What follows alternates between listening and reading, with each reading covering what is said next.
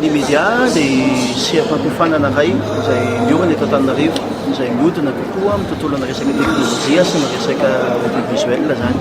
Izany hoe misy mizara roa mazava tsara zany izy io.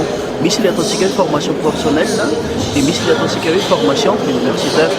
Dia le formation professionnelle zany miodina kokoa amin'ny resaka ohatra hoe sary, ny feo sy ny resaka fikekirana ny resaka site web rehetra. Izany hoe natao hoanina manana zany tsy manana baccalauréat dia afaka manao an'izay formation professionnelle amin'ny resaka son na image na web izay daholo. Dia afaka mbola mitohy koa ohatra avy eo amin'ny resaka formation DGS na amin'ny resaka diplôme de technicien supérieur zany izay resaka formation professionnelle izay.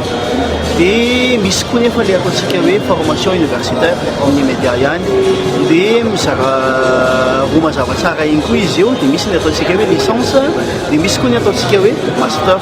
Izany hoe tiako marihana fa diplôme avoakanareo dia habilité par l'état daholo zany zany hoe kely fanjakana mankatra aty amin'ny licence ka hatrany amin'ny master zany ao any université.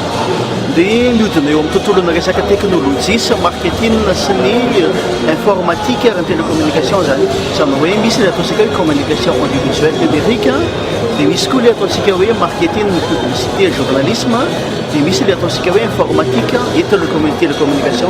Izay ho amin'ny master, ho amin'ny licence azafady fa ho amin'ny master indray dia misy le ataontsika hoe audiovisuel et cinématographie dia misy koa ny ataontsika hoe informatique et électronique embarqué dia ao ihany koa marketing, publicité, journalisme.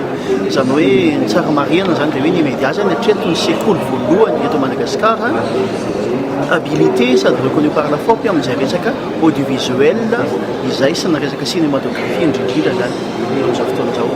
Mahafinaritra aloha zany dia manomboka tonga saina ny ankizy hoe ay moa zany ty teknôlôjia sy ny audiovisuel ty tsy ho faty mandrakizay.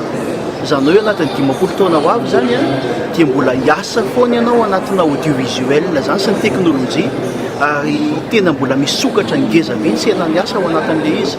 Misy zao ataontsika hoe lalam-pifanana maro be eto Madagasikara izay ataoko hoe lasa créé indray ary chômage be dia be taorianan'izay.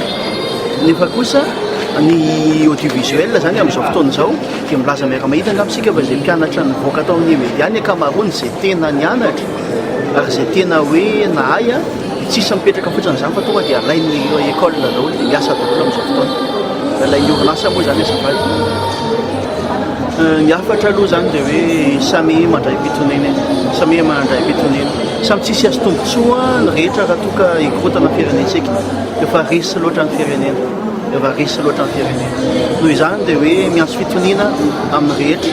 Marina fa mety misy ireo fetsifetsy any ambadika any dia anavaroatra n'ilay fahantratsika izay tokoa ka mety anaraborabo vola sy ny sisa.